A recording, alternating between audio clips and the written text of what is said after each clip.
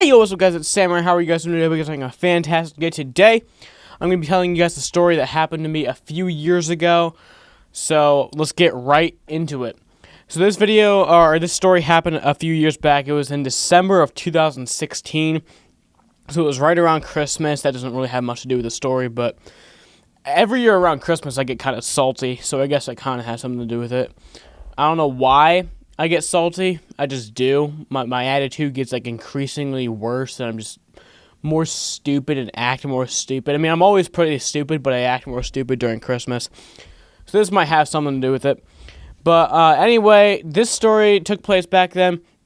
And basically what happened was one day I was sitting in class, and it was social studies class, and the teacher had us get up and do this exercise, or it wasn't really an exercise, but it was like an activity. He was teaching us something about like this fire that happened at this factory back in like 1911, and about how like everybody had to try to get out of the door or something. And so he like put all of us like right up next to one door, and he was like, this is how crowded it was. I think it was something like that. I'm not exactly sure. But we were all really close together, crowded and everything. So, naturally we'd all like, kind of touch each other. And apparently I might have accidentally touched some girl in her butt, because later that night on Snapchat, I was on my phone and I got a message on Snapchat from this girl, and she said, "Why did you touch my butt today in social studies?" And I'm like, "Wait, what? Was that for me?" Because I didn't know if it was for me or if she meant to send it to somebody else. And she's like, "Yeah, in social studies today, you touched me in my butt." And I'm like, I don't recall that. And she's like, "Yeah, you did. You harassed me in class today." And I'm like, "Oh my god, okay." And she's trying to get me to apologize. He's like, "You should really apologize for that." And me being my dumb self 2 years ago, I would never apologize for anything I wasn't sorry for. Nowadays, if that happened, I just say, "I'm sorry. I didn't know. I didn't mean to, but I'm sorry." But back then, I was like, I was always that kind of kid who would like take a stand and be like, "No, I will not apologize unless I'm actually sorry."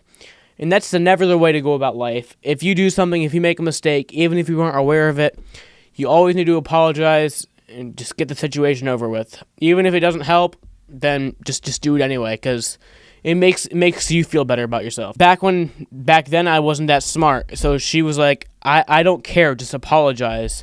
And I'm like, why am I going to apologize for something I didn't do? I didn't do it. So this girl just kept hating me and hating me and hating me.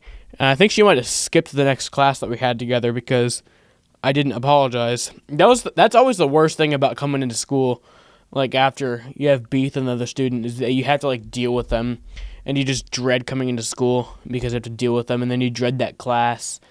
But the thing about people in New York is that they never speak up about anything. Like, I mean, unless if like it's some stupid stuff, but they don't speak up like in class. They'll call you out over the internet, and then they won't speak about it in class, or they'll just forget about things, and it's just dumb.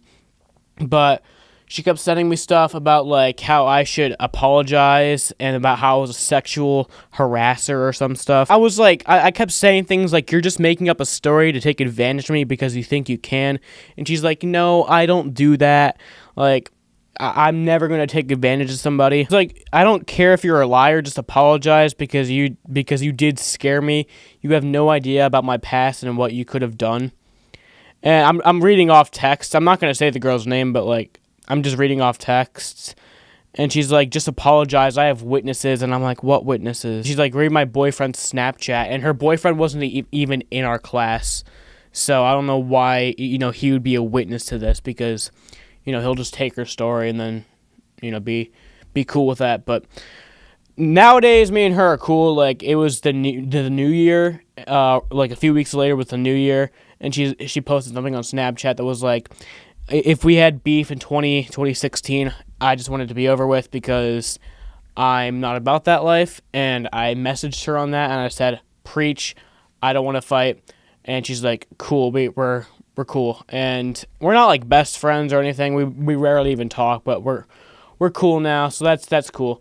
But if you guys are ever in a situation like that, Moral of the story is just apologize, even if you don't feel the right like you need to. Just apologize. It just gets the situation over easier quickly, and things won't be that bad. You don't need to stand up for everything, okay? So yeah, guys, if you guys enjoyed this video, please leave a like on it. If you dislike this video, please leave a dislike and a hate comment telling me exactly what I did wrong. Be sure to subscribe and turn notifications, and as always, goodbye, bunny rabbits. F is for friends who do stuff together. U is for you and me. N is for anywhere and anytime at all. Down here in the deep blue sea.